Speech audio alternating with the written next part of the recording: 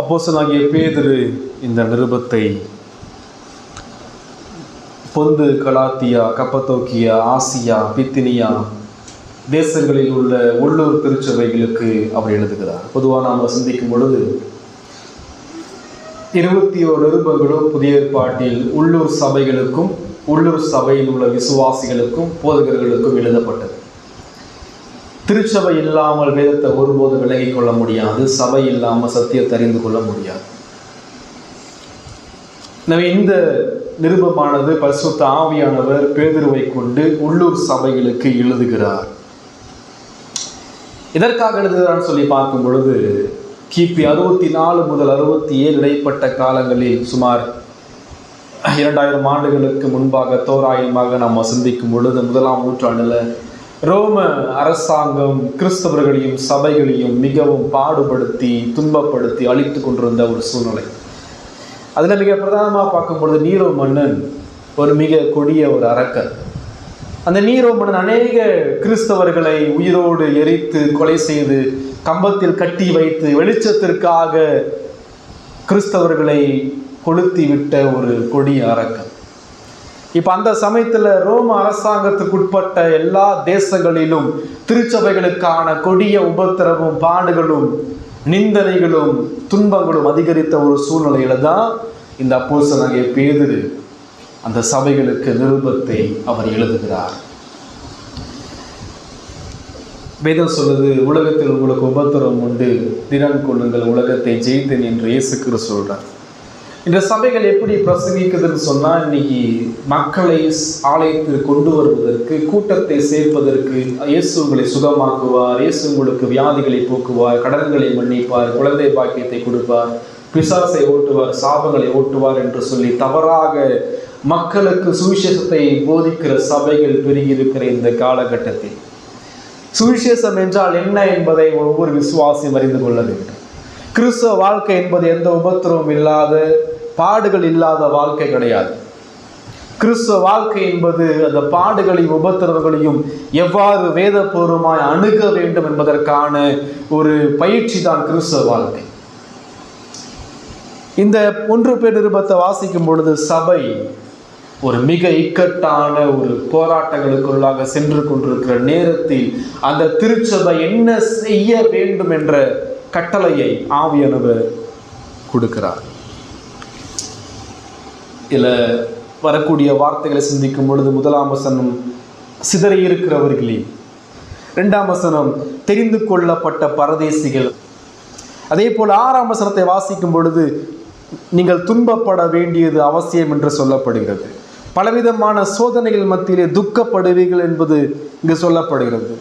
அதே போல பாடுகள் மத்தியில் நீங்கள் வாழ்ந்து கொண்டிருக்கிறீர்கள் என்று சொல்லப்படுகிறது. ஆக மொத்தம் கிறிஸ்தவ வாழ்க்கை என்பது பாடுகளாலும் உபத்திரவங்களாலும் சூழ்ந்திருக்கிற ஒரு வாழ்க்கை.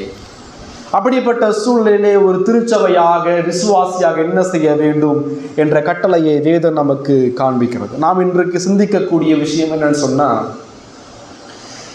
இப்படிப்பட்ட பாடுகள் உபத்திரவங்கள் வழியாக ஒரு விசுவாசி என்ன செய்ய வேண்டும் என்பதை இந்த பேதுரு மிக அழுத்தம் திருத்தமாக சொல்கிறார். 13ஆம் வசனம் முதல் வாசிக்கும் பொழுது, ஆகையால் நீங்கள் உங்கள் மனதின் அறையை கட்டிக்கொண்டு தெளிந்த புத்தியுள்ளவர்களாயிருந்து இயேசு கிறிஸ்து வெளிப்படும் போது உங்களுக்கு அளிக்கப்படும் கிருபையின் மேல் பூரண நம்பிக்கையுள்ளவர்களாயிருங்கள். நீங்கள் முன்னே உங்கள் அறியாமையினாலே கொண்டிருந்த இச்சைகளின்படி நீ நடவாமல் கீழ்ப்படுகிற பிள்ளைகளாயிருந்து உங்களை அழைத்தவர் பரிசுத்தராய் இருக்கிறது போல நீங்களும் உங்கள் நடக்கைகள் எல்லாவற்றிலேயும் பரிசுத்தராயிருங்கள். நான் பரிசுத்தர், ஆகையால் நீங்களும் பரிசுத்தராயிருங்கள் என்று எழுதியிருக்கிறது. இக்கட்டான சூழ்நிலையிலே வாழ்ந்து கொண்டிருக்கிற திருச்சபை விசுவாசிகளுக்கு பரிசுத்த ஆவியான ஒரு கட்டளையை கொடுக்கிற. என்ன கட்டளைன்னு சொன்னா, நீங்கள் பரிசுத்தம் உள்ளவர்களாக இருங்கள். இந்த செய்தியினுடைய தலைப்பு பரிசுத்தமாகலுடைய முக்கியத்துவம், பரிசுத்தமாகுதலின் முக்கியத்துவம். ஒரு விசுவாசிக்கு ஏன் பரிசுத்தமாகுதல் மிக அவசியம்? தேவன் எதற்காக நம்மை ரட்சித்திருக்கிறார், எதற்காக நம்மை அழைத்திருக்கிறார்? ஒரு விசுவாசி ரட்சிக்கப்படுகிற நேரத்திலே அவன் தேவனுடைய கோபத்திலிருந்தும் நித்திய நரகத்திலிருந்தும் அவன் மீட்கப்படுகிறான். ரட்சிக்கப்பட்ட விசுவாசிக்கு நித்திய ஆக்கினை இல்லை, காரணம் கிறிஸ்து அவனுக்காக மரித்திருக்கிறார். ஆனால் ரட்சிக்கப்பட்ட பிறகு நாம் நாள்தோறும் கிறிஸ்தவர்களாக பாவம் செய்து கொண்டே இருக்கிறோம். பாவம் செய்தால் ரட்சிப்பை இழந்து போய்விட முடியாது. ஆனால் நாள்தோறும் நாம் செய்கிற பாவம் ரட்சிப்பை இழக்க செய்ய முடியாது என்றாலும் அது ஏற்படுத்துகின்ற தாக்கங்களும் விளைவுகளும் அது மிக பயங்கரமானது. ஒரு விசுவாசி நாள்தோறும் செய்கிற பாவங்கள் தேவனோடு உள்ள ஐக்கியத்தை இழக்க செய்கிறது. ஒரு விசுவாசி நாள்தோறும் செய்கிற பாவங்கள் ரட்சிப்பினுடைய சந்தோஷத்தை இழக்க செய்கிறது. நமக்குள் வாசமா இருக்கிற பரிசுத்த ஆவியை துக்கப்படுத்துகிறது. வேதத்தை புரிந்து கொள்ள முடியாமல் கண்களை மூடி போடுகிறது. நாம் துணிகரமாய் செய்கிற பாவம், நாம் ஜெபிக்கிற ஜெபம் தேவனிடம் போய் சேராதபடிக்கு இடையில் மேகங்களாக தடை செய்கிறது. அது மட்டுமல்ல, நாம் செய்கிற பாவம் நாம் உலகத்தில் வாழும் பொழுது தேவனுடைய சிச்சைகளை நாம் கொண்டு வருகிறது. கடவுள் ஒரு விசுவாசி சிச்சிக்கும் பொழுது அநேக வழிகளில் அவர் சிச்சிக்கிறார். வியாதிகளை கொடுக்கிறார். ஏன் மரணத்தையும் கொடுத்து தனது பிள்ளைகளை சிச்சித்து அவர் நித்திய ஜீவனுக்கு என்று அவர் எடுத்துக்கொள்கிறார். இங்க பேதுரு சொல்றார், உங்கள் மனதின் அறையை கட்டிக்கொள்ளுங்கள் என்று சொல்றார்.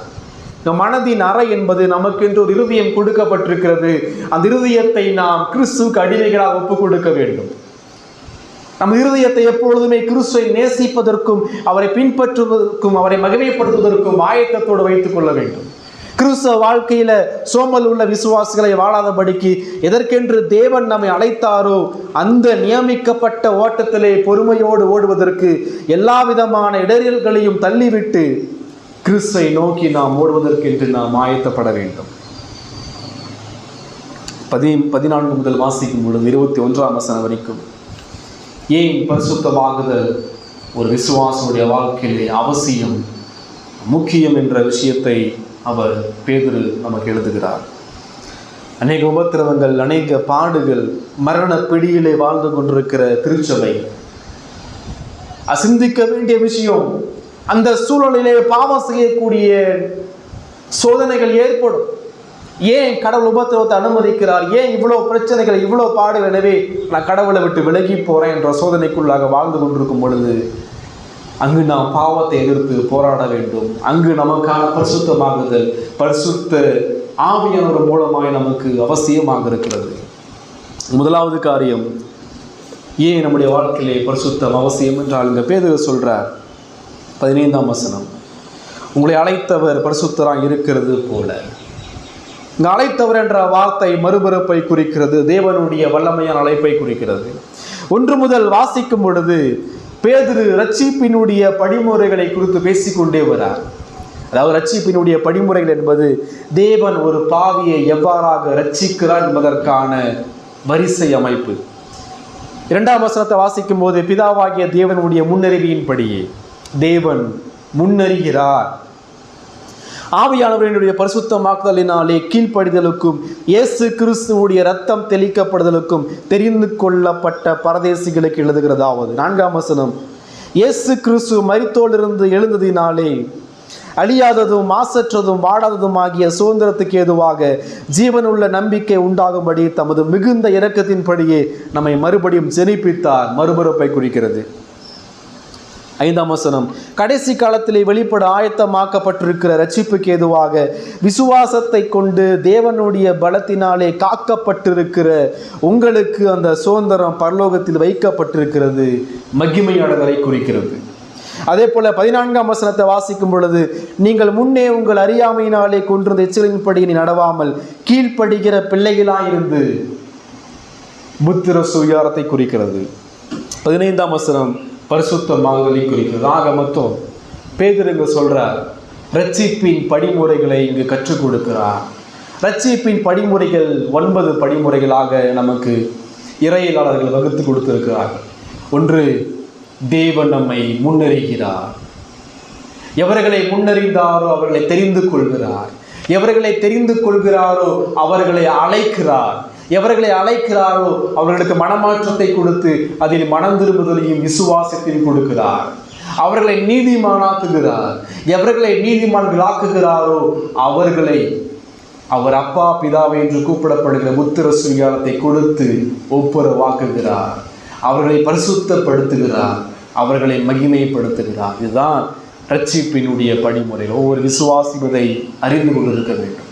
நாள்தோறும் இதை சிந்தித்து பார்க்க வேண்டும். தேவன் என்னை எவ்வாறு ரட்சிக்கிறார், தேவன் எனது ரட்சிப்பில் எவ்வாறு செயலாற்றுகிறார் என்பதை ஒவ்வொரு போதகரும் பிரசங்கிக்க வேண்டும், ஒவ்வொரு சபையும் அறிந்திருக்க வேண்டும், ஒவ்வொரு விசுவாசியும் நாள்தோறும் இதை மனதிலே வைத்து தியானிக்க வேண்டும். இங்க பேதுரு சொல்ற விஷயம் என்னன்னு சொன்னா, நாம் பெற்றுக்கொண்ட ரட்சிப்பு எவ்வளவு பெரியது என்று பாருங்கள்.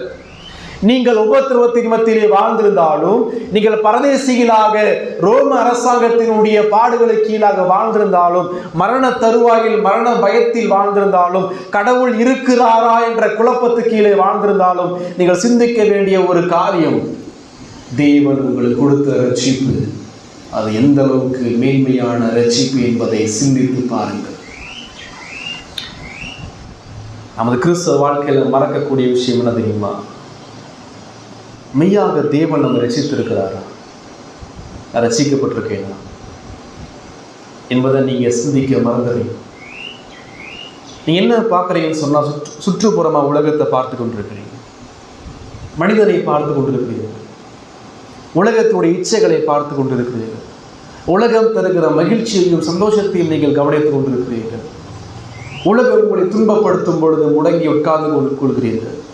உங்கள் குடும்ப வாழ்க்கையிலும் தனிப்பட்ட வாழ்க்கையிலும் சமாதான சீர்கேடு, சமாதான குலைச்சல் ஏற்படும் பொழுது, நிம்மதியற்ற வாழ்க்கை வாழும் பொழுது நீங்கள் சிந்திக்க வேண்டிய ஒரு விஷயம், தேவன் என்னை ரட்சித்திருக்கிறார், கடவுள் அந்த மகிமையான ரட்சிப்பை எனக்கு கொடுத்திருக்கிறார்.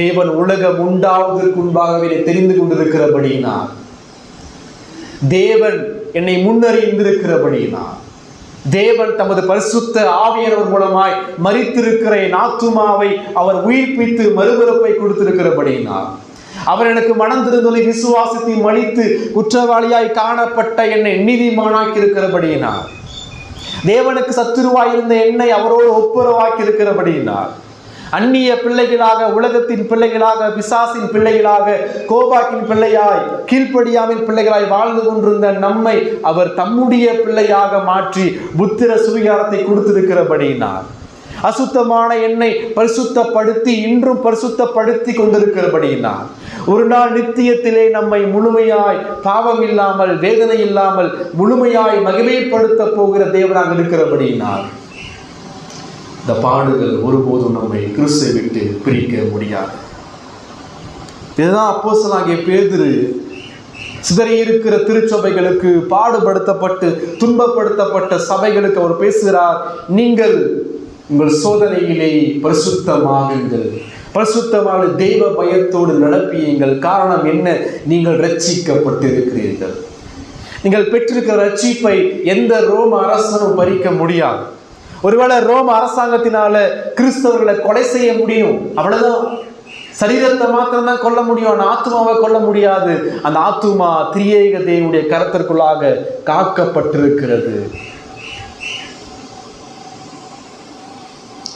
6ஆம் வசனத்துல சொல்ற, 1ஆம் அதிகாரம் 6ஆம் வசனம், இதிலே நீங்கள் மிகவும் சந்தோஷப்படுகிறீர்கள். எதிலே? 1 முதல் 5 வரைக்கும் வாசிக்கும் போது ரட்சிப்பின் படிமுறைகள், நாம் முன்பு பார்த்த அந்த 9 படிமுறைகளிலும் நீங்கள் சந்தோஷப்படுகிறீர்கள். ஒரு முரண்பாடு போல தோன்றும். ஒரு பக்கம் மக்கள் துன்பப்பட்டு கொண்டிருக்கிறாங்க, ஆனா இன்னொரு பக்கம் பேதுரு சொல்றார், நீங்கள் துன்பத்தின் மத்தியிலும் நீங்கள் சந்தோஷப்படுறீங்க அப்படின்றார்.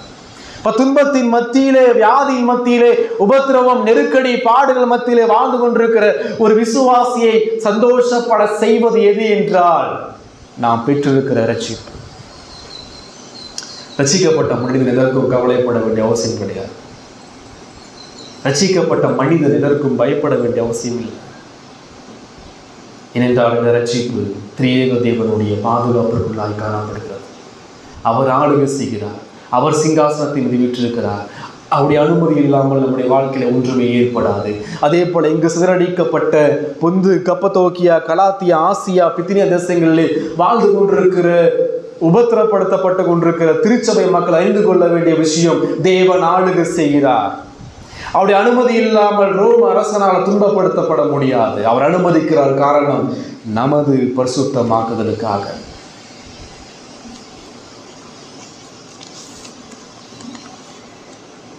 இரண்டாவது, ஏன் பரிசுத்தமாகுதல் அவசியம்? முதலாவது பார்த்தோம், நாம் பெற்றுக்கொண்ட ரட்சிப்பு மிகவும் பெரியது.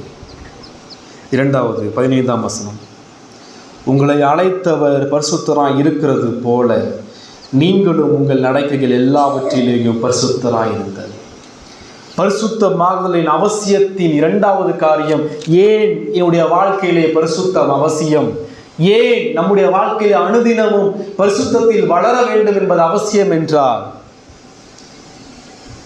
தேவன் பரிசுத்தர். தேவன் பரிசுத்தர் என்றால் என்ன அர்த்தம்? இங்க அப்போஸ்தலனாகிய பேதுரு மீண்டும் மீண்டும் சிதறடிக்கப்பட்ட சபை மக்களை எங்க கொண்டு போறாருன்னு சொன்னா, கடவுள் கிட்ட கொண்டு போறார். கடவுள் எப்படிப்பட்ட கடவுள் சொல்லி பாருங்கப்பா அப்படின்றார். நீங்கள் ஆராதிக்கிற தேவன் எவ்வளவு பெரிய கடவுள் என்பதை பாருங்கன்னு சொல்றார். உங்கள் துன்பப்பட வேண்டியது அவசியமா இருந்தாலும் கூட, நீங்கள் பாடுபட வேண்டிய நேரத்தில், உபத்திரப்பட வேண்டிய நேரத்தில், மரணத்துக்கு பயந்திருக்கிற நேரத்தில் நீங்கள் சிந்திக்க வேண்டிய விஷயம், who is God? கடவுள் யார்? அவர் எப்படிப்பட்ட கடவுள்? தேவனுடைய குணாதிசயங்களே நம்முடைய பரிசுத்தமாகுதலுக்கான அஸ்திபாரமாக இருக்கிறது. கடவுள் எப்படிப்பட்ட தேவன் என்பதை உணராத, தியானிக்காத, அறியாத எந்த நபராலும் பரிசுத்தத்தில் வளர முடியாது, பாவத்தை வெறுக்க முடியாது, மனம் திரும்ப முடியாது. பாவத்தை வெறுத்து மனம் திரும்பி இயேசுவை சிலுவையை நோக்கி பார்க்க வேண்டும் என்றால் நீங்கள் அடிப்படையாய் செய்யக்கூடிய பிரதானமான காரியம், தேவன் யார், அவர் எப்படிப்பட்ட கடவுள், அவருடைய குணாதிசயங்கள் என்ன என்பதை நீங்கள் சிந்தித்து பார்க்க வேண்டும். உடைய வாழ்க்கையில எல்லா ஆவிக்குரிய பின்மாற்றத்துக்கும் அடிப்படையான காரணம் என்னன்னு தெரியுமா? ஏன் உங்க தனிப்பட்ட வாழ்க்கையில வேத வாசிப்பு இல்லை? ஏன் உங்க தனிப்பட்ட வாழ்க்கையில ஜெபம் இல்லை? ஏன் குடும்ப வாழ்க்கையில சமாதானம் இல்லை? ஏன் திருச்சபை வாழ்க்கையில தேவ பயத்தோடு நீங்கள் சேர்ந்து தேவனை ஒவ்வொரு வாரம் ஆராதிப்பதில்லை? ஏன் உங்க வேலை ஸ்தலத்துல உங்களுக்கான தேவ பயமும் மனம் திரும்புதலும் இல்லை? எல்லாவற்றுக்கும் அடிப்படையான காரணம், தேவன் யார் என்று நீங்கள் அறியாமல் இருக்கிறீர்கள். தேவன் எப்படிப்பட்ட தேவன், அவருடைய குணாதிசயங்கள் என்ன என்பதை மறந்து விட்டீர்கள். இங்க மிக பிரதானமா கடவுளுடைய குணாதிசயமான ஒரு குணாதிசயத்தை பேதுரு சொல்றார். நீங்கள் பரிசுத்தமாக வேண்டுவது ஏன் அவசியம் என்றால், தேவன் எப்படிப்பட்டவர்? தேவன் பரிசுத்தர். தேவன் பரிசுத்தர் என்றால் என்ன அர்த்தம்? ஏசாயா 6ஆம் அதிகாரம் திருப்பிக் கொள்வோம். ஏசாயா 6ஆம் அதிகாரம்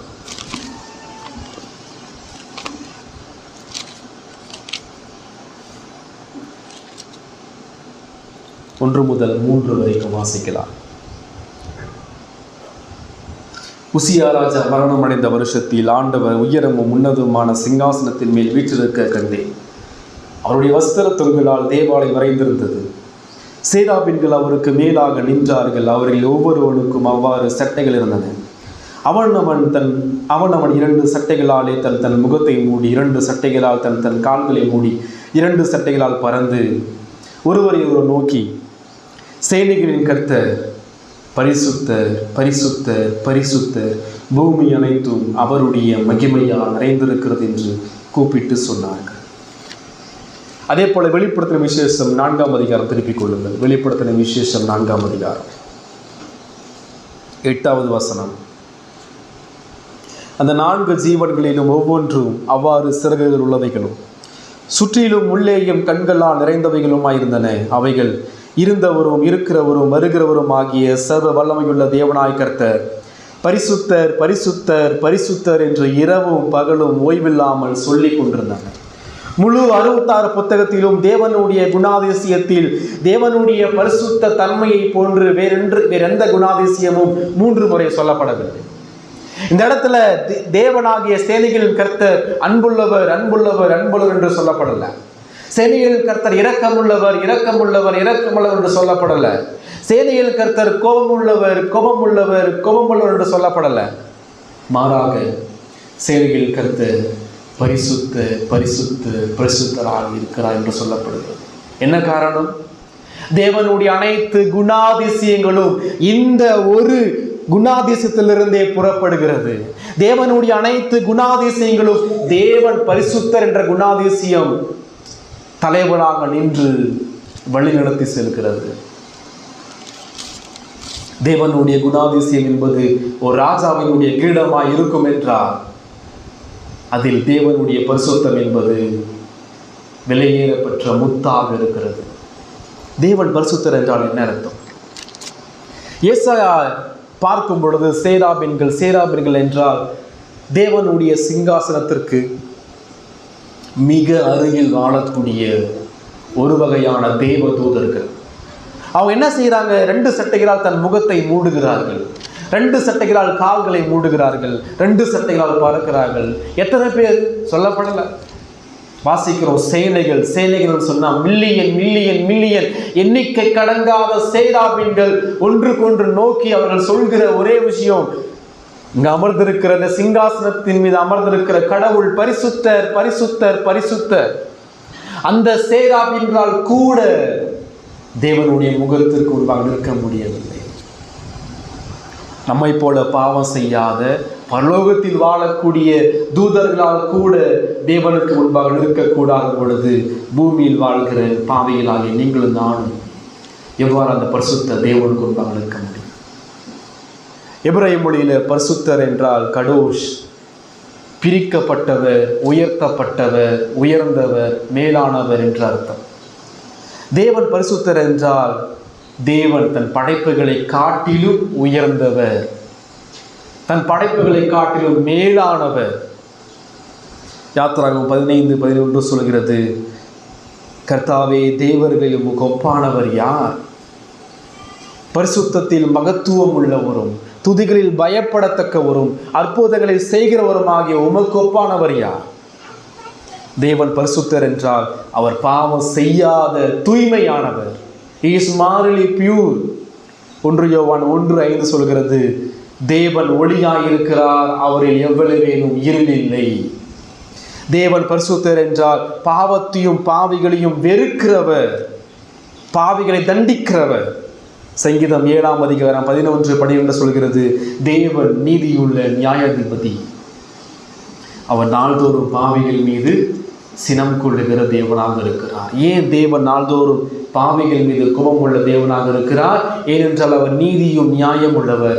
ஏன் அவர் நீதியும் நியாயம் உள்ளவர்? ஏனென்றால் அவர் எப்படிப்பட்டவர்? பரிசுத்தமான கடவுளாக இருக்கிறார். எந்த அளவுக்கு அவர் பரிசுத்தர்? அந்த பரிசுத்தத்திற்கு அளவு இல்லை. தேவன் பரிசுத்தர் என்ற வார்த்தைக்கு அது அளவே அல்ல. இந்த முழு பிரபஞ்சத்திற்கும் எவ்வாறு அளவில்லையோ அதே போல தேவனுடைய பரிசுத்தத்திற்கு அது நித்தியமான எல்லையில்லாத அளவிற்கு அவர் அவ்வளவு பரிசுத்தமான கடவுள். உசியா ராஜாவா இருந்தாலும் தேவனுடைய பரிசுத்தத்திற்கு முன்பாக நிற்க முடியவில்லை. முதலாவது மனிதன் ஆதாம் ஏவாளாக இருந்தாலும் தேவனுடைய பரிசுத்த தன்மைக்கு முன்பாக நிற்க முடியவில்லை. அவருடைய பரிசுத்த தன்மை நோவா காலத்தில் முழு உலகத்தையும் அழித்து போட்டது. நோவாவுடைய வெள்ளத்தை சிந்திக்கும் பொழுது மிக உயர்ந்த மலைகளுக்கும் மேலாக 15 அடி முழ தண்ணீர் நின்று கொண்டிருந்தது.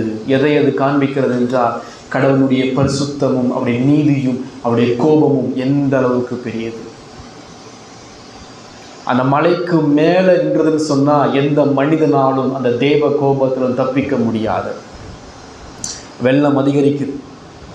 முழங்கால் வரைக்கும் வெள்ளம் நோவா காலத்தில் வரும்போது மக்கள் என்ன பண்ணியிருப்பாங்க? மாடியின் மீது போய் நின்றுருப்பாங்க. வீட்டு மேலே வெள்ளம் வரும்போது மரத்தின் மீது ஏறி இருப்பாங்க. மரத்தின் மீதும் வெள்ளம் மூழ்கடிக்கும் போது மலையின் மீது போய் ஏறி தஞ்சம் அடைந்திருப்பார்கள். ஆனால் அதே சொல்லுது, உயர்ந்த மலையை காட்டிலும் 15 அடி மூல தண்ணீர் நின்றதுன்னு சொன்னால் ஒருவரும் தேவனுடைய கோபத்தில் தப்பிக்க முடியாது, பேழையை தவிர. அந்த அளவுக்கு தேவன் பரிசுத்தமான கடவுள். சோதோம் குமாரா பட்டணத்தை பார்க்கும் பொழுது கந்தகத்தினாலும் அக்கினியினாலும் சோதோம் குமாரா பட்டணத்தை தேவன் முழுமையாக சாம்பலாக்கினார். காரணம் விபச்சாரமும் வேசித்தனமும் ஓரின சேர்க்கையும் சோதோம் குமாரா பட்டணத்தை பெருகி காணப்பட்டபடியினாலே கடவுள் தனது பரிசுத்தமும் நீதியும் உள்ள கோபத்தை செலுத்தி முழு பட்டணத்தையும் அழித்து சாம்பலாக்கி போட்டார். தேவனுடைய பரிசுத்தத்தை நீங்கள் இன்னும் ஆழமாய் பார்க்க வேண்டும் என்றால் நோவா வெள்ளத்தை விட சோதோம் குமோரா பட்டணத்தின் பயங்கரத்தை விட இன்னொரு இடத்தில் தேவனுடைய பரிசுத்தம் வெளிப்படுத்தப்பட்டது. அது கல்வாரி சிலுவை மரணம். தம் சொந்த குமார் என்றும் பாராமல் நிர்வாணப்படுத்தி சிலுவையிலே நொறுக்கப்பட்டு சதைகள் கிழிக்கப்பட்டு இரத்தத்தை சிந்தி அவர் மரித்தார் என்றால் காரணம் கர்த்தர் அவர் நொறுக்க சித்தமானார். ஏன்? அவர் பரிசுத்தர். ஆச்சரியத்தில் மிக ஆச்சரியமான காரியம், நோவா காலத்தில் ஒருவனும் தப்பி வைக்காத தேவன், சோதோம் குமாரா பட்டத்து மக்களை தப்பி வைக்காத தேவன், ஏன் தம் சொந்த குமாரனையை தப்பி வைக்காத தேவன் இன்றைக்கு உங்களையும் என்னையும் உயிரோடு வைத்திருப்பதுதான் ஆச்சரியமான அதிசயமான ஒரு காரியம். தேவன் பரிசுத்த கடவுளாக இருப்பினும் இரக்கமுள்ள தேவனாய் இன்றும் நாம் மனம் திரும்ப வாய்ப்பு கொடுத்து கொண்டே இருக்கிறார். அவருடைய பார்வையில் அவரை தவிர அனைத்தும் அசுத்தமானவைகள். யோபு 15:15 சொல்கிறது, வானாதி வானங்களும் உடைய பார்வைக்கு அசுத்தமானவைகளாக இருக்கிறதே, அனைத்து பாவங்களும் அவருக்கு முன்பாக அருவருப்பானவைகள். அதில் சிறிய பாவமும் பெரிய பாவம் எந்த வித்தியாசமும் இல்லை. கடவுள் ஒரு கொலை செய்வதை எந்த அளவுக்கு அவர் பார்க்கிறாரோ, ஒரு விபச்சாரத்தை எந்த அளவுக்கு அவர் பார்க்கிறாரோ, அதே போல பொய் பேசுவதையும் கெட்ட வார்த்தை பேசுவதையும் அவர் பார்க்கிறார். அனைத்து பாவங்களுக்கும் நியாய தீர்ப்பு உண்டு. தேவனுடைய பார்வையில் சிறிய பாவம் பெரிய பாவம் என்ற வித்தியாசம் இல்லை. ஆதாம் ஏவாள் செய்தது நம்முடைய பார்வையிலே சிறிய பாவம். பழத்தை புடுங்கி சாப்பிடுவது நம்முடைய பார்வையில் சிறிய பாவம், தேவனுடைய பார்வையில் பெரிய பாவம். உடன்படிக்கப்பட்டு கீழே விழுதே நான் பிடிக்கணுமேன்னு சொல்லி ஊசா போய் அதை தொட்டது அவனுடைய பார்வையில் நம்முடைய பார்வையில் சிறிய பாவம், தேவனுடைய பார்வையில் மிகப்பெரியது. சாப்பாடு செய்ய ஓய்வு நாள விறகு பொறுக்குனா அவனுடைய பார்வையில் அது சின்ன பாவம், கடவுளுடைய பார்வையில் அது மிக கொடூரமான பாவம். ஏன் நம்முடைய வாழ்க்கை நம்முடைய பாவத்தை ரொம்ப அசலைத்தனத்தோடு பார்த்து கொண்டிருக்கிறோம். நம்ம செய்து கொண்டிருப்பது பாவமே என்று அறியாமல் நாம் செய்து கொண்டிருக்கிறோம். நாம் செய்வது நியாயம்தான் என்பது போல செய்து கொண்டிருக்கிறோம். ஒருவேளை நாம் பாவம் செய்வது பாவம் என்று தெரிந்தாலும் இது அந்த அளவுக்கு பெரிய பாவம் இல்லை என்பதை போல நியாயம் தீர்த்துக் கொண்டிருக்கிறோம். காரணம், நம்முடைய பாவத்தை நம்மோடு ஒப்பிட்டுக் கொண்டிருக்கிறோம். வெளியே நம்முடைய அக்கிரமங்களை தேவனுடைய பரிசுத்த தன்மையோடு ஒப்பிடாமல் வாழ்ந்து கொண்டிருக்கிறோம். இந்த பாவத்தை நான் எப்படி பார்க்கிறேன், சபை போதகர் எப்படி பார்க்கிறார், குடும்பங்கள் எப்படி பார்க்கிறது என்பதை விட பரிசுத்தமான கடவுள் இந்த பாவத்தை எப்படி பார்க்கிறார் என்று சிந்திக்கும் பொழுது மட்டும்தான் இந்த மனம் திரும்புதல் வரும். தேவன் பாவத்தை மிக அருவருப்பாக பார்த்து கொண்டிருக்கிறார்.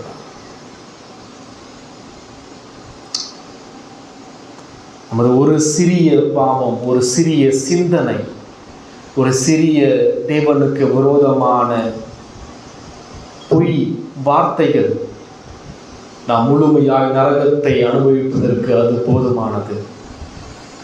தேவனுடைய பரிசுத்தத்தின் எல்லையில்லா நித்தியத்தை அறிந்து கொள்ளுங்கள். நீங்களும் நானும் செய்கிற ஒரு பாவம், நாம் ஒருத்தரே முழு நரகத்தையும் அனுபவிக்க அந்த ஒரு பாவம் போதுமானது. கணக்கிட்டு பாருங்கள், சிறு வயது இன்னைக்கு வரைக்கும் எவ்வளவு பாவத்தை துணிகரமாக செய்திருக்கும். ஒரு பாவமே தேவனுடைய முழுமையான கோபத்தை பெற்றுக்கொள்ள போதுமானதாக இருக்கையில் நமது லட்சக்கணக்கான பாவ மூட்டைகளுக்கு சேர்த்து கடவுள் நியாய தீர்ப்பை கொடுத்தார் என்றார். நாம் ஒரு நரகத்தை அல்ல, பல கோடி நரகத்தை நாம் ஒருவராகவே அனுபவிக்க நாம் தகுதியானவர்கள். சங்கீதம் 78:38 சொல்கிறது, அவர் அநேக தரம் தமது கோபத்தை விலக்கி வைத்திருக்கிறார். நீங்கள் நானும் தேவனை ஆராதிக்க வந்திருப்பது நம்முடைய முயற்சினால் அல்ல, நாம் இன்னும் உயிரோடு காப்பாற்றப்படுவது நம்முடைய திறமையினால் அல்ல.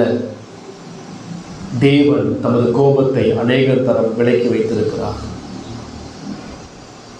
நம்ம எதற்காக தெரிந்து கொண்டாரோ, எந்த தேவன் தெரிந்து கொண்டாரோ, ரட்சித்தாரோ, எந்த தேவன் வெள்ளத்தாலும் நெருப்பினாலும் உலகத்தை அழித்தாரோ, எந்த தேவனுக்கு முன்பாக ஏசாயாவும் யோவானும் நிற்க முடியாமல் நடுங்கினார்களோ, எந்த தேவன் நமது பிதாவாய் இருக்கிறாரோ, அதே தேவன் இந்த நொடி உயரமும் உன்னதமான சிங்காசனத்தின் மீது பூரண பரிசுத்தமான கடவுளாக இருக்கிறார். எனவே நாமும் பரிசுத்தம் உள்ளவர்களாக இருக்க வேண்டும். தேவனை பற்றி சிந்தியுங்கள். நீங்க எங்க போனாலும் கடவுள் அங்கு இருக்கிறார். 24/7 உங்களை கவனித்துக் கொண்டே இருக்கிறார். உங்கள் சிந்தனைகள், யோசனைகள், செயல்பாடுகள், வார்த்தைகள் எல்லாவற்றையும் அவர் கவனித்துக் கொண்டே இருக்கிறார். அவரை சிந்தியுங்கள். அவர் எப்படிப்பட்ட கடவுள் என்று சிந்தியுங்கள். ஏன் நம்முடைய வாழ்க்கையிலே பரிசுத்தமாகுதல் அவசியம்? முதலாவது, நாம் பெற்றிருக்கிற ரட்சிப்பு தெரியுது. இரண்டாவது, தேவன் பரிசுத்தமான கடவுள். மூன்றாவது 16வது வசனம், 1 பேதுரு 1ஆம் அதிகாரம் 16ஆம் வசனம். நான் பரிசுத்தர், ஆகையால் நீங்களும் பரிசுத்தராய் இருங்கள் என்று எழுதியிருக்கிறதே. இப்ப பேதுரு ஒரு விஷயத்தை சொல்றார். சிதறி இருக்கிற உள்ளூர் சபைகளுக்கு ஒரு விஷயத்தை சொல்றார். நீங்கள் பரிசுத்தமாக இருக்க வேண்டும், பரிசுத்தராய் இருக்க வேண்டும் என்ற சத்தியம் பேதுருக்கு எப்படி தெரியும்? இங்கே எழுதியிருக்கிறதே என்ற வார்த்தை எதை பேதுரு முன்னிலைப்படுத்துகிறார்? எழுதியிருக்கிறதே என்ற வார்த்தை பழைய ஏற்பாட்டை பேதுரு பேசுகிறார். நீங்கள் பரிசுத்தமுள்ளவர்களாய் இருக்க வேண்டும். ஏன் சொன்னா, வேதம் அப்படியே சொல்கிறது. வேதம் கட்டளை இடுகிறது. எந்த வேதம்? பழைய ஏற்பாடு 39 புத்தகம் தான் இயேசுக்கான வேதம். 39 எபிரேய வேதம் தான் அப்போஸ்தலர்களுக்கான வேதம். ஆதி திருச்சபை எதன் மீது கட்டப்பட்டது என்றால், இந்த 39 புத்தகம் அடங்கியிருக்கிற பழைய ஏற்பாட்டின் மீது கட்டப்பட்டது. இயேசுவும் அப்போஸ்தலர்களும் சீசர்களும் ஆதி சபையினரும் சுவிசேஷத்தை இங்கிருந்து பிரசங்கித்தார்கள். பழைய ஏற்பாட்டிலிருந்து இயேசுவை பிரசங்கித்தார்கள்.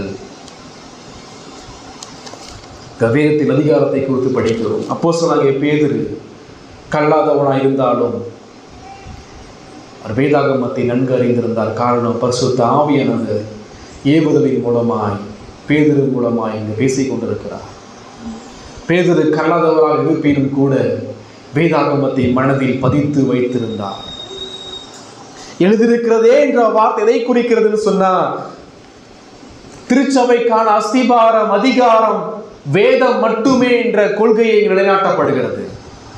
வேதம் மட்டுமே ஒரு பாவியை ரட்சிக்கப்பட முடியும். வேதம் மட்டுமே ரட்சிக்கப்பட்ட பாவியை பரிசுத்தப்படுத்த முடியும். வேதம் மட்டுமே எல்லா பிரச்சனைகளுக்கும், எல்லா குழப்பங்களுக்கும் ஒரே தீர்வு. வேதம் மட்டுமே. மனிதனுடைய ஞானங்கள் அல்ல, ஸ்தாபனத்தினுடைய அதிகாரங்கள் அல்ல, போதகரோ டீக்கன்ஸோ விசுவாசிகளுடைய அதிகாரமோ அல்ல. திருச்சபை ஆளுகை செய்ய வேண்டியது வேதம் மட்டுமே. காரணம், வேதம் தேவனுடைய அதிகாரம் உள்ள, குறைவற்ற, தெளிவான, போதுமான, வல்லமை உள்ள வார்த்தை. அது அதிகாரம் உள்ள வார்த்தையாக இருக்கிறபடியினால் அதை சொல்வதை ஒவ்வொரு திருச்சபை விசுவாசியும் கவனித்து கீழ்ப்படிய வேண்டும். பேதுரு சொல்றார், எழுதியிருக்கிறதே. எங்கே எழுதியிருக்கிறதே? பழைய ஏற்பாட்டில் எங்கே? லேவியராகமம் 11ஆம் அதிகாரம் 44ஆம் வசனம். லேவியராகமம் 11ஆம் அதிகாரம் 44ஆம் வசனம்.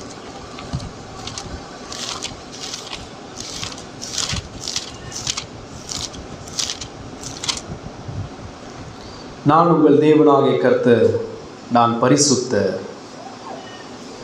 19ஆம் அதிகாரம் 2ஆம் வசனம். லேவியராகமம் 19:2. இஸ்ரவேல் புத்திரரின் சபை அனைத்தோடும் சொல்ல வேண்டியது என்னவென்றால், உங்கள் தேவனாகிய கர்த்தரும் ஆகிய நான் பரிசுத்தர், ஆகிய நீங்களும் பரிசுத்தராக இருங்கள். 20ஆம் அதிகாரம் 7ஆம் வசனம். ஆதலால் நீங்கள் உங்களை பரிசுத்தப்படுத்தி பரிசுத்தராயிருங்கள், நான் உங்கள் தேவனாகிய கர்த்தர். என் கட்டளைகளை கை கொண்டு நடவுங்கள், நான் உங்களை பரிசுத்தமாக்குகிற கர்த்தர். தொடர்ச்சியாக கடவுள் பழைய ஏற்பாட்டிலிருந்து ஒரு உண்மையை சொல்லிக்கொண்டே வரார். நான் பரிசுத்தர், நான் பரிசுத்தர், நான் பரிசுத்தர் அப்படின்னு சொன்னா, நான் பாவத்தையும் பாவிகளையும் வெறுத்து தண்டிக்கிறவன், எனவே ஜாக்கிரதையோடு இருங்கள் என்ற எச்சரிப்பு தான் தேவனுடைய பரிசுத்தம் என்ற வார்த்தை நம்ம கற்றுக் கொடுக்கிற காரியம். அப்போஸ்தலனாகிய பேதுரு சொல்ற விஷயம், நான் பரிசுத்தமாக வேண்டும். ஏனென்றால் வேதம் கட்டளையிடுகிறது, வேதமும் அப்படியே சொல்லுகிறதே. வேத வாக்கியங்கள் சொல்லுகிறது, அது அதிகாரம் உள்ளது. எது அந்த வேதம்? அந்த வேதம் எப்படிப்பட்டது? 11ஆம் வசனத்தை படிக்கும் பொழுது படிக்கிறோம். 11ஆம் வசனத்திலே, தங்களில் உள்ள கிறிஸ்துவின் ஆவியானவர் கிறிஸ்துவுக்கு உண்டாகும் பாடுகளையும் அவைகளுக்கு பின்வரும் மகிமைகளையும் முன்னறிவித்த போது இன்ன காலத்தை குறித்தார் என்பதையும் அந்த காலத்தின் விசேஷம் என்னதென்பதையும் ஆராய்ந்தார்கள். இது பழைய ஏற்பாட்டினுடைய தீர்க்கதரிசிகள் பரிசுத்த ஆவியால் ஏவப்பட்டு பேசினார் என்பதை குறித்து இந்த வேதம் சொல்கிறது. பழைய ஏற்பாட்டை எழுதிய ஒவ்வொரு தீர்க்கதரிசியும் தங்களில் உள்ள கிறிஸ்துவின் ஆவியானவரை கொண்டு அந்த புத்தகங்களை எழுதியிருக்கிறார்கள். அப்படின்னு சொன்னா யாரை குறித்து எழுதியிருக்கிறார்கள்? இப்ப அவர்களுக்குள்ள கிறிஸ்துவின் ஆவியும் இருக்கிறார் என்றால் அவர் எழுதிய பழைய ஏற்பாடு யாரை குறித்து பேசுகிறது? கிறிஸ்துவை குறித்து பேசுகிறது. 12ஆம் வசனம், பரலோகத்தில் அனுப்பப்பட்ட பரிசுத்த ஆவியினாலே உங்களுக்கு சுவிசேஷத்தை பிரசங்கித்தவர்களை கொண்டு. இது புதிய ஏற்பாட்டினுடைய ஆசிரியர்களை குறிக்கிறது. ஆக பழைய ஏற்பாட்டினுடைய புத்தகங்களும் புதிய ஏற்பாட்டினுடைய புத்தகங்களும் 66 புத்தகங்களும் கிறிஸ்துவின் ஆவியானவரை கொண்டு ஏவப்பட்டு இயேசுவை குறித்து பேசப்பட்டிருக்கிறது. வேதம் நம்மை உயிர்ப்பிக்கிறது, வேதம் நம்மை பரிசுத்தப்படுத்துகிறது. யோவான் 17:17 வாசிக்கும் போது இயேசு கிறிஸ்து சொல்றார், சத்தியத்தினாலே பரிசுத்தமாக்கும் உடைய வசனமே சத்தியம். எல்லா பாவ சோதனை வீழ்ச்சியும் வேதத்திற்கு நேராக திரும்பாத பொழுது, அதை நிராகரிக்கும் பொழுது ஏற்படுகிறது. நாம் பரிசுத்தத்தில் வளர வேண்டும் என்றால் வேதம் இல்லாமல் நம்மளால் ஒருபோதும் வளர முடியாது. இயேசு கிறிஸ்துடைய வாழ்க்கையில அவர் அநேகமாக பயன்படுத்தப்பட்ட வார்த்தை எழுதியிருக்கிறதே, எழுதியிருக்கிறதே, எழுதியிருக்கிறதே. எல்லா பிரச்சனைகளுக்கும் ஒரே ஒரு தீர்வு வேதம் மட்டுமே. வேதத்திற்கு நேராக திரும்புங்கள். உங்கள் அனுதின வாழ்க்கையிலே வேதத்தை வாசியுங்கள். வேத வாசிப்பு இல்லைன்னு சொன்னால் நீங்கள் பரிசுத்தமாக முடியாது. அப்படி என்றால் நீங்கள் பாவத்தில் அடிமைத்தனத்திலே வாழ்ந்து கொண்டிருக்கிறீர்கள். வேதம் இல்லாமல் நீங்கள் எவ்வாறு ஒரு மெய்யான விசுவாசியாக வாழ முடியும்? வேத வாசிப்பு இல்லாமல் நீங்கள் எவ்வாறு பாவத்தை மேற்கொள்ள முடியும்? வேத வாசிப்பு இல்லாமல் தேவனை குறித்தும் உங்களை குறித்தும் இயேசுவை குறித்தும் எவ்வாறு அறிந்து கொள்ள முடியும்? 4வது, ஏன் பரிசுத்தமாகுதல் அவசியம்? 17ஆம் வசனம் சொல்கிறது, அன்றியும் பட்சபாதம் இல்லாமல் அவனவனுடைய கிரியைகளின்படி நியாயத்திருக்கிறவரை நீங்கள் பிதாவாக தொழுது கொண்டு வருகிறபடியா இங்கே பரதேசிகளாய் சஞ்சரிக்கும் அளவும் பயத்துடனே நடந்து கொள்ளுங்கள். நமது ரட்சிப்பு பெரியது, தேவன் பரிசுத்த, வேதம் கட்டளையிடுகிறது. 4வது ஒரு விஷயத்தை பேதுரு சொல்றார், நித்திய நியாய தீர்ப்பு உண்டு. இங்க சொல்லப்படுது, பட்சபாதம் இல்லாமல் அவனவனுடைய கிரியைகளின்படி நியாயத்திருக்கிறவரை நாம் பிதாவாக தொழுது கொண்டு வருகிறபடியா. ஒரு விஷயம், தேவன் நமக்கு எப்படிப்பட்ட தேவன்? அவர் நமது பிதாவாக இருக்கிறார். முற்காலத்தில் நாம் எவ்வாறாக வாழ்ந்திருந்தோம்? முற்காலத்தில் எபேசியர் 2ஆம் அதிகாரம் 1 முதல் 3 வரைக்கும் வாசிக்கும் பொழுது நாம் மரித்த நிலையிலே காணப்பட்டோம். பாவத்தின் பிள்ளைகளாக, கீழ்ப்படியாமையின் பிள்ளைகளாக, கோபாக்கின் பிள்ளைகளாய் காணப்பட்டோம், பிசாசின் பிள்ளைகளாய் காணப்பட்டோம்.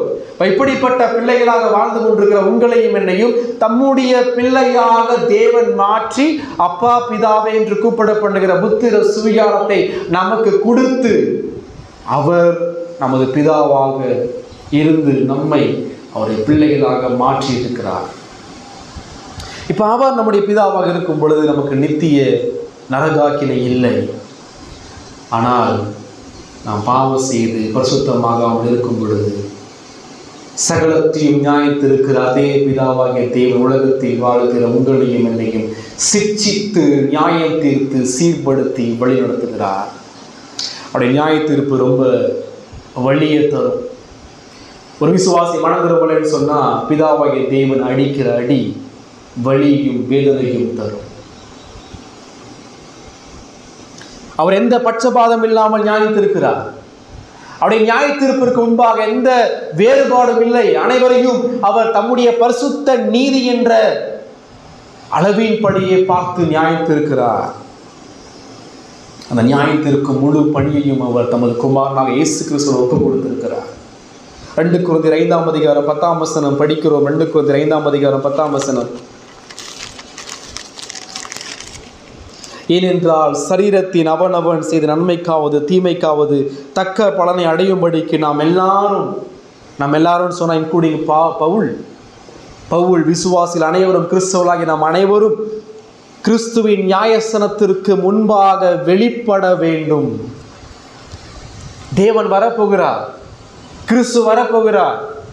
அவருக்கு முன்பாக ஆதாம் முதல் கடைசி மனுஷன் வரைக்கும் அனைவரும் நியாய தீர்ப்புக்காக நிற்க வேண்டும். ரட்சிக்கப்பட்டவனாக இருந்தாலும் சரி, ரட்சிக்கப்படாதவனாக இருந்தாலும் சரி, அனைத்து ராஜாக்கள், ஏழைகள், ஐஸ்வர்யவான்கள், பணக்காரர்கள், படித்தவர்கள், படிக்காத அனைத்து ஜாதிகள், மதங்கள் இனங்கள், நாடுகள், மொழிகள், மனிதன் என்று உலகிலே பறக்கிற அனைவரும் ஒரு நாள் அந்த நியாய தீர்ப்பில் கிறிஸ்துவுக்கு முன்பாக கூட்டப்பட போகிறோம். தேவன் நியாயம் தீர்க்க போகிறார். ஒவ்வொருவரும் நாம் செய்த நன்மைக்காவது தீமைக்காவது தேவனிடம் கணக்கு ஒப்புவிக்க போகிறோம். ரட்சிக்கப்படாத துன்மார்க்கமாய் வாழ்ந்து மரித்து போன ஒவ்வொரு மனிதனும் கணக்கு ஒப்புவிக்க போறான். நித்திய நரகத்திற்கு எதிராக அவன் செல்ல போகிறான். நீங்களும் நானும் எதை கணக்கு ஒப்புவிக்க போகிறோம்? ரட்சிக்கப்பட்ட மீட்கப்பட்ட நாமும் தேவன் கணக்கு கொடுக்க வேண்டும். எதை கணக்கு கொடுக்க வேண்டும்? நம்முடைய கணக்கில் ஒன்று மாத்திரம் எழுதப்பட்டிருக்கும். தேவ ஆட்டுக்குட்டியானவர் இவர்களுடைய பாவங்களுக்காக இரத்தத்தை சிந்தினார் என்பது மாத்திரமே நாம் தேவனுக்கு கொடுக்கிற கணக்கு. அது மட்டுமே நித்தியத்திற்குள்ளாய் நம்மை கொண்டு செல்லும். கிறிஸ்துவின் ரத்தம் தெளிக்கப்படுதல் இல்லாத எந்த நபரும் பரலோகத்திற்குள்ளாக பிரவேசிக்க முடியாது. நியாயத்திற்கு தப்பிக்க முடியாது. நரகத்திலிருந்து தப்பிக்க முடியாது. தேவன் நியாயத்திருக்கிறார். அவிவிசுவாசிகளை நித்திய நரகத்திற்கு என்று நியாயத்திருக்கிறார். விசுவாசிகளை அவர் நியாயத்திருக்கும் பொழுது உலகத்தில் வாழ்கிற நமது வாழ்வில் அவர் அநேக சிக்ஷைகளை கொடுக்கிறார்.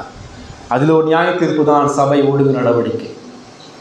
சபையில் ஒரு மணி தொடர்ச்சியாக பாவம் செய்யும் பொழுது, சபைக்கு வராமல் சபை கூடுதலை நிராகரித்து வாழும் பொழுது, தேவனை ஆராதிக்காமல் மனம் போன போக்கிலே துணிகரமான பாவத்திலே மாட்டும் பொழுது அவன் மீது திருச்சபை ஒழுங்கு நடவடிக்கை எடுக்க வேண்டும். காரணம் தேவனுடைய நியாயத்தீர்ப்பு. எனவேதான் அங்க பேதுரு சொல்றார், நீரோ மன்னன் உலகத்திற்கு ராஜா அல்ல. நீரோ மன்னனும் ஒரு நாள் கிறிஸ்துவுடைய சிங்காசனத்துக்கு முன்பாக கணக்கு ஒப்புவிக்க வேண்டும். நீரோ மன்னனை விட கிறிஸ்து மிகப்பெரிய நியாயாதிபதியாக இருக்கிறார். எனவே நீங்கள் நியாயத்திருக்க போகிற உங்களுடைய சொந்த பிதாவுக்கு பயந்து நடக்க வேண்டும். தேவ பயத்தின் அவசியத்தை குறித்து பேசப்படுது. சொல்றார், நீங்கள் பிதாவை தொழுது கொண்டு வருகிறபடியால் இங்கே பரதேசிகளாய் சஞ்சரிக்கும் அளவும் பயத்துடனே நடந்து கொள்ளுங்கள். நித்திய குடியிருப்பாகிய பரலோகத்துக்கு செல்கிற வரை நாம் உலகத்தில் பரதேசிகளாய் சஞ்சரிக்கிறோம்.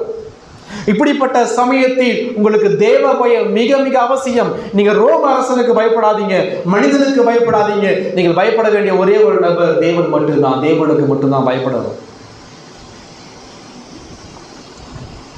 எப்போ தேவனுக்கு பயப்பட முடியும்? நீதிமொழிகள் 9ஆம் அதிகாரம் 10ஆம் வசனம் சொல்கிறது, கர்த்தருக்கு பயப்படுதலே ஞானத்தின் ஆரம்பம், பரிசுத்தரை அறிகிற அறிவே அறிவு. பரிசுத்தரை அறிகிற அறிவு.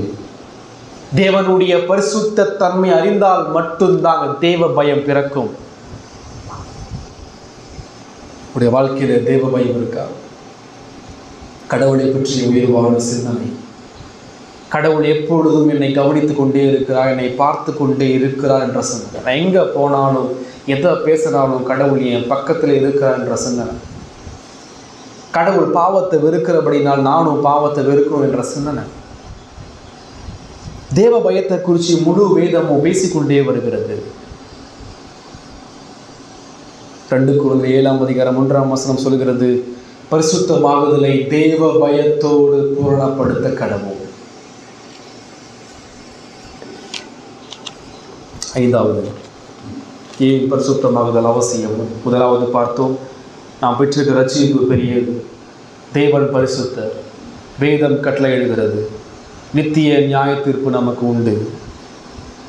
5வது 1 பேதுரு 1ஆம் அதிகாரம் 18ஆம் வசனம் முதல், உங்கள் முன்னோர்களால் பாரம்பரியமாய் நீங்கள் அனுசரித்து வந்த வீணான நடத்தையினின்று அழிவுள்ள வஸ்துக்களாகிய வெள்ளியினாலும் பொன்னினாலும் மீட்கப்படாமல் குற்றமில்லாத மாசற்ற ஆட்டுக்குட்டியாகிய கிறிஸ்துவின் விலையேற பெற்ற இரத்தத்தினாலே மீட்கப்பட்டீர்கள் என்று அறிந்திருக்கிறீர்களே. அவர் உலக தோற்றத்திற்கு முன்னே குறிக்கப்பட்டவராயிருந்து தமது மூலமாய் தேவன் மேல் விசுவாசமாய் இருக்கிற உங்களுக்காக இந்த கடைசி காலங்களில் வெளிப்பட்டார். உங்கள் விசுவாசமும் நம்பிக்கையும் தேவன் மேல் இருக்கும்படி அவரை மரித்தோரிலிருந்து எழுப்பி அவருக்கு மகிமையை கொடுத்தார். 5வது காரியம், சிதறடிக்கப்பட்ட உபத்திரவத்தின் மத்தியிலே, துன்பத்தின் மத்தியிலே, பாடுகள் மத்தியிலே வாழ்ந்து கொண்டிருக்கிற விசுவாச மக்கள், திருச்சபை மக்களுக்கு ஏன் பரிசுத்தம் அவசியம் என்றால், அவர்களை கிறிஸ்து தமது இரத்தத்தினாலே மீட்டிருக்கிறார். இடத்துல மீண்டும் மீண்டும் பாருங்களேன், பேதுரு என்ன செய்யறாரு சொல்லி பாருங்க. பேதுரு கிறிஸ்துவுடைய முதலாவது சீஷன். இறுதி நாட்கள் இயேசு கிறிஸ்து ஒரு கேள்வி கேட்கிறார் பேதுரு கிட்ட, பேதுரு நீ என்னை நேசிக்கிறாயா, என்னை நேசிக்கிறாயா, நேசிக்கிறான்னு சொல்லி 3 முறை கேட்கிறார். அப்ப அந்த வார்த்தை பேதுருடைய உள்ளத்துல எந்த அளவுக்கு ஆழமா பதிஞ்சிருக்கும். பேதுருடைய வாழ்க்கையில் அநேக விளைவினங்கள் காணப்பட்டது. அநேக முறை அவன் தேவனை விசுவாசியாமல் நடந்தான், தேவனை கிறிஸ்துவை மறுதலித்தான், மீண்டும் பழைய வேலைக்கு திரும்பினான், அநேக சடங்கு சட்டங்களை பின்பற்றுகிறவனாயும் காணப்பட்டான். அவள் கடவுளை கிருபை தொடர்ச்சியாய் பேதுருவை பின்தொடர்ந்து சென்று அவனை பரிசுத்தப்படுத்தியது. அதை உணர்ந்த பேதுரு சொல்றார், கிறிஸ்துவனுடைய சிலுவை மரணம் எந்த அளவுக்கு மேன்மையானது என்பதை பேதுரு திருச்சபைக்கு போதித்துக் கொண்டே வருகிறார். பேதுருடைய கோல் எல்லாம் ஒரே ஒரு நோக்கம்தான். நீங்க பரிசுத்தப்படணும்னு சொன்னா ஒரே வழியை கடவுள் யாருன்னு சொல்லி பாருங்க, அதே போல சிலுவையை நோக்கி பாருங்க. சிலுவையை நோக்கி பார்க்காத எந்த மனிதனும் ஒரு இன்ச்சு கூட பரிசுத்தத்தில் வளர முடியாது. சிலுவையை நோக்கி பார்க்காத எந்த நபரும் 1% மனம் திரும்புதலை கூட அடைய முடியாது. மனம் திரும்புதல் பெருக்கெடுத்து ஓடி வருகிற ஒரு ஜீவ ஊற்று உள்ள இடம் அது கல்வாரி சிலுவை மட்டும்தான். எவ்வாறு மோசே கன்மலை அடிக்கும் பொழுது அங்கு தண்ணீர் புறப்பட்டு வந்ததோ, அதே போல பிதாவாகிய தேவன் கண்மலையாகிய கிறிஸ்துவை சிலுவையில அடித்தார். அங்கிருந்து மனம் திரும்புதல், நமக்கான மனம் திரும்புதல் அங்கிருந்து தான் புறப்பட்டு வரும். கிறிஸ்து ஏன் மரிக்கணும்? இந்த வசனத்தை நம்ம சிந்தித்து பார்க்கும் பொழுது 4 அடிப்படையான கேள்விகளை நம்ம கேட்டு பார்க்கணும். இந்த 18ஆம் வசனம், 19ஆம் வசனம், 20ஆம் வசனம், 21ஆம் வசனத்துல 4 அடிப்படையான கேள்விகள். யாரை மீட்டார்? கிறிஸ்து யாரை மீட்டார்? அவர் யாரை மீட்டார்? அவர் எல்லாரையும் மீட்கல. உலகத்தில் உள்ள அனைவருக்காக இயேசு கிறிஸ்து மரிக்கல. இன்னைக்கு எவ்வாறு தவறா பேசப்படுது, வேதம் பேசப்படுதுன்னு சொன்னா கிறிஸ்து எல்லாருக்காக மரித்தார், நரகத்துக்கு போறவனுக்காக இயேசு கிறிஸ்து மரித்தார். நோ, வேதம் சொல்லுது இயேசு யாருக்காக மரித்தார், யாரை மீட்கிறார்? 1ஆம் வசனம் சொல்கிறது, தெரிந்து கொள்ளப்பட்டவர்களை மீட்கிறார். கிறிஸ்துவுடைய மரணம் தேவனால் முன்னறிந்து முன்குறிக்கப்பட்டு தெரிந்து கொள்ளப்பட்ட மக்களுக்கானது மாத்திரமே. இதிலிருந்து மீட்கிறார். 18ஆம் வசனம், உங்கள் முன்னோர்களால் பாரம்பரியமாய் அனுசரித்து வந்த வீணான நடத்தையின் இன்று அழிவுள்ள வஸ்துக்களாகிய வெள்ளினாலும் பொன்னினாலும் மீட்கப்படாமல் குற்றமில்லாத மாசற்ற ஆட்டுக்குட்டி ஆகிய கிறிஸ்துவின் விலையேற பெற்ற இரத்தத்தினாலே மீட்கப்பட்டீர்கள் என்று அறிந்திருக்கிறீர்களே. கிறிஸ்து உங்களையும் என்னையும் இதிலிருந்து மீட்டார். முதலாவது, இயேசு நம்மை தேவனிடமிருந்து மீட்டிருக்கிறார். கடவுள் கிட்ட இருந்து நம்மளை காப்பாற்றி இருக்கிறார். தேவ கோபத்திலிருந்து, நித்திய மரணத்திலிருந்து, நரகத்திலிருந்து, பாவத்தின் அடிமைத்தனத்திலிருந்து, நியாயப்பிரமாணத்தின் சாபத்திலிருந்து, பகைமையிலிருந்து தேவன் உங்களையும் என்னையும் மீட்டிருக்கிறார். எதற்காக மீட்டார்? 21ஆம் வசனம், உங்கள் விசுவாசமும் நம்பிக்கையும் தேவன் மேல் இருக்கும்படி. எதற்காக நம்மை மீட்டிருக்கிறார்? அன்பிலே பரிசுத்தம் உள்ளவர்களாக இருக்க வேண்டும் என்பதற்காக, குற்றமற்ற நீதிமான்களாக்கப்படுவதற்காக, கிருபாதார பலியை நமக்காக செலுத்தி தேவ கோபத்திலிருந்து மீட்கப்படும்படியாக, நம்முடைய பாவத்தை நிவர்த்தி செய்கிற பாவ நிவர்த்தியாக நமக்காக பலி செலுத்தி நம்முடைய பாவத்தை போக்கும்படியாக, தேவனோட ஒப்புரவாகும்படியாக, நித்திய பரலோகத்தை சுதந்தரிக்கும்படியாக கிறிஸ்து நம்மை மீட்டிருக்கிறார். எதனால் மீட்டார்? சொல்லப்படுது, அழிவுள்ள வஸ்துக்களாகிய வெள்ளியினாலும் பொன்னினாலும் நீங்க மீட்கப்படலை. வெள்ளியும் பொண்ணு ஒருபோது ஒரு பாவி ரட்சிக்காது. மனிதனுடைய கிரியைகளும் ஐஸ்வர்யங்களும் ஆஸ்திகளும் பதவிகளும் செல்வங்களும் கல்விகளும் வேலைகளும் ஒருபோதும் ஒரு பாவியை தேவ கோபத்திலிருந்து மீட்காது. ஏன்? நீதிமொழிகள் 11ஆம் அதிகாரம் 4ஆம் வசனம் சொல்லுகிறது. நீதிமொழிகள் 11ஆம் அதிகாரம் 4ஆம் வசனம்,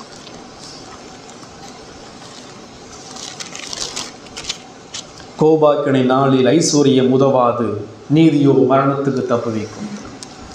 கோபாக்கினை நாளில் தேவனுடைய கோபத்திலிருந்து தப்புவிக்க இந்த உலகத்தில் உள்ள 1000 கோடியான மக்களுடைய அனைத்து பணங்களையும் ஐஸ்வர்யங்களையும் ஒரு இடத்துல சேர்த்து அதை மூட்டை கட்டி கடவுள்கிட்ட போய் கொண்டு வந்து கொடுத்து என்னை விடுதலை செய்யும் சொல்லி சொன்னாலும் அந்த சொத்துக்கள் ஒருபோதும் ஒரு பாவியை மீட்காது. அல்லது உலகத்தில் உள்ள அனைத்து நாடுகளுடைய வல்லமை மிக்க தலைவர்களும் அதிபர்களும் பிரதமர்களும் முதலமைச்சர்களும் ஒன்று சேர்ந்து போய் கடவுள்கிட்ட நின்று போராடினாலும் ஒரு பாவியை கூட விடுதலை செய்ய முடியாது. ஏன் சொன்னா, பாவி மாட்டிருக்கிற கரம் அது மனிதனுடைய கரம் அல்ல, தேவனுடைய கரம், வல்லமையான கரம். எனவே அந்த தேவனுடைய வல்லமையான கோபத்திலிருந்து ஒரு பாவியை மீட்க வேண்டும் என்றால் அந்த தேவனை போல, அந்த தேவனுக்கு சமமான, அந்த தேவனை போல பரிசுத்தமும் நீதியும் வல்லமையான ஒரு நபர் தேவை. அந்த நபர் பூமியில் யாரும் இல்லை, பரலோகத்தில் மட்டுமே இருக்கிறார். அந்த நபர் அதே தேவனுடைய வலது பரிசில் வீற்றிருக்கிறார். அந்த நபர் நமக்காக மனிதனாக உலகத்திற்கு வர வேண்டும். நீங்கள் நான் மீட்கப்பட வேண்டும் என்றால் கிறிஸ்து செய்த ஒரு காரியம், தன் இரத்தத்தினாலே மீட்டுக் கொண்டார். இங்க பேதுரு சொல்றார், விலையேற பெற்ற மாசற்ற ஆட்டுக்குட்டியினுடைய ரத்தம். மாசற்ற ஆட்டுக்குட்டின்னு சொன்னா பேதுரு எங்கு செல்கிறார்? பழைய ஏற்பாட்டினுடைய ஆசரிப்பு கூடார தேவாலய பலிகளுக்கு செல்கிறார். பழைய ஏற்பாட்டில் பலி செலுத்தப்பட்ட அனைத்து ஆடுகளும் யாரை முன்னோக்கி காண்பிக்கிறது? இதோ உலகத்தின் பாவத்தை சுமந்து தீர்க்க தேவ ஆட்டுக்குட்டி, அவர் ஆண்டவராக இயேசு கிறிஸ்துவை காண்பிக்கிறது.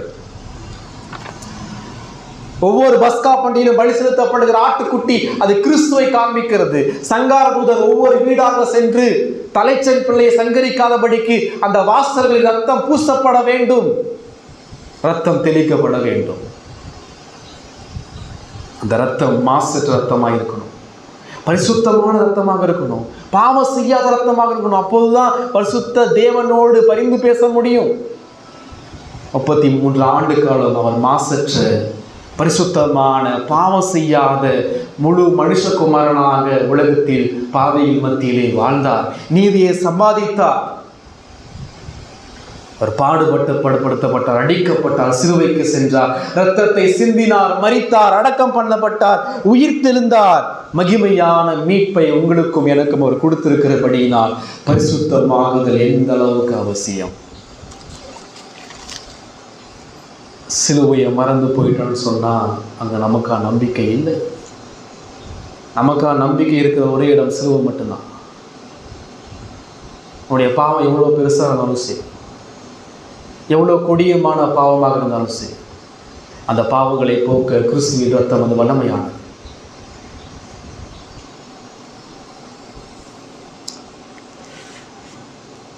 கிறிஸ்து நமக்கு பதிலாக தேவனுடைய நீதி நிறைவேற்றினார். நமக்கு பதிலாய் தேவ கோபத்தை அவர் சுமந்தார். இந்த மீட்பு என்ற வார்த்தை கிரேக்க மொழியில நுற்று அப்படின்னு சொன்னா ஒரு விலையை செலுத்தி ஒரு பொருளை மீட்டுக் கொள்ளுதல் என்ற அர்த்தம். ஒரு விலையை செலுத்தி அந்த பொருளை தனக்கென்று மீட்டுக் கொள்ளுதல் என்ற அர்த்தம் மீட்பு என்பது. இப்போ நீங்கள் நான் மீட்கப்படணும் சொன்ன என்ன செலுத்தப்படணும்? ஒரு விலை கொடுக்கப்படணும், ஒரு விலைக்கிரயம் செலுத்தப்படணும். அந்த விலைக்கிரயம் ரொம்ப பெருசா இருக்கணும். ஏன்னு சொன்னா, ஏன் விலைக்கிரயம் பெருசுன்னு சொன்னா மீட்பு பெருசு. ஏன் மீட்பு பெருசு? நீங்களும் நானும் பாவம் செய்த எதிராய் பாவம் செய்த தேவன் அவ்வளவு பெரியவருடைய கோபம் அவ்வளவு பெரியது. எனவே மீட்பு பெரிதாக இருக்க வேண்டும், விலைக்கிரயமும் பெரிதாக கொடுக்கப்பட வேண்டும். அதை செலுத்துகிறவரும் மிக பெரியவராக இருக்க வேண்டும். உங்களை என்னை மீட்க ஒரே ஒரு விலைக்கரையில் தான், வெள்ளியோ பொண்ணோ கிடையாது. தம் சொந்த இரத்தத்தை சிந்தி தனது சிலுவையின் மரணத்தின் மூலமாய் நம்மை மீட்டிருக்கிறார்.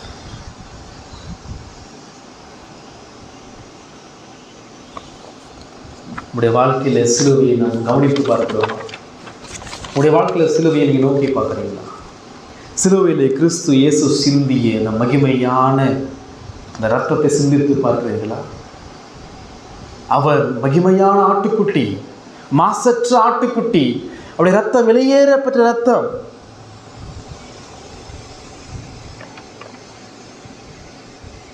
சபை மக்களாகிய உங்களுடைய வாழ்க்கையில், என்னுடைய வாழ்க்கையில் பரிசுத்தமாக எந்த அளவுக்கு மிக அவசியமானது. 1ஆம் நூற்றாண்டு அந்த கப்பத்தோக்கியா, பொந்து, ஆசியா, பித்தினியா சபைகளை போல ஒருவேளை நம்முடைய வாழ்க்கையில் அந்த உபத்திரவங்கள் இல்லாமல் இருக்கலாம். ஆனால் இனி வரக்கூடிய காலத்தில் காணப்படுகிற அனைத்து உபத்திரவங்கள், பாடுகள், நிந்தனைகள், வியாதிகள் மத்தியிலே நாம் சிந்தித்து பார்க்க வேண்டிய விஷயம், நாள்தோறுமான பரிசுத்தமாகுதல் நமக்கு மிக மிக அவசியம். ஏனென்றால் தேவன் நம்மை ரட்சித்திருக்கிறார். ரட்சிப்பு மிகப்பெரியது. ஏன் பரிசுத்தமாகுதல்? தேவன் பரிசுத்தர். வேதம் கட்டளையிடுகிறது. நம்முடைய பிதாவாகிய தேவன் நியாயத்திருக்கிறார். அதே போல கிறிஸ்து தமது விலைக்கிரயமான மாசற்ற இரத்தத்தை சிந்தி நம்மை மீட்டிருக்கிறபடினால் நம்முடைய வாழ்வில், நடுநிற வாழ்வில் பரிசுத்தமாகுதல் மிக மிக அவசியமானது. வேதம் சொல்வது, பரிசுத்தம் இல்லாமல் ஒருவன் தேவனை தரிசிக்க முடியாது. உங்கள் பாவத்தை அறிக்கை செய்யுங்கள், மனம் திரும்புங்கள், சிலுவையை நோக்கி பாருங்கள். உங்கள் பாவம் மிக கொடியது.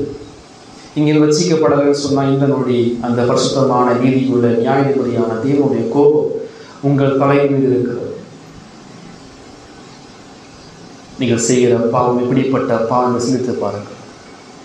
பாவத்தை மீதான மனஸ்தாபப்படுங்கள், பாவத்தை அறிக்கை செய்யுங்கள், சிலுவையை நோக்கி பாருங்கள், மனம் திரும்பி இயேசுவை விசுவாசியுங்கள். நாம் கண்களை மூடி ஜெபிப்போம்.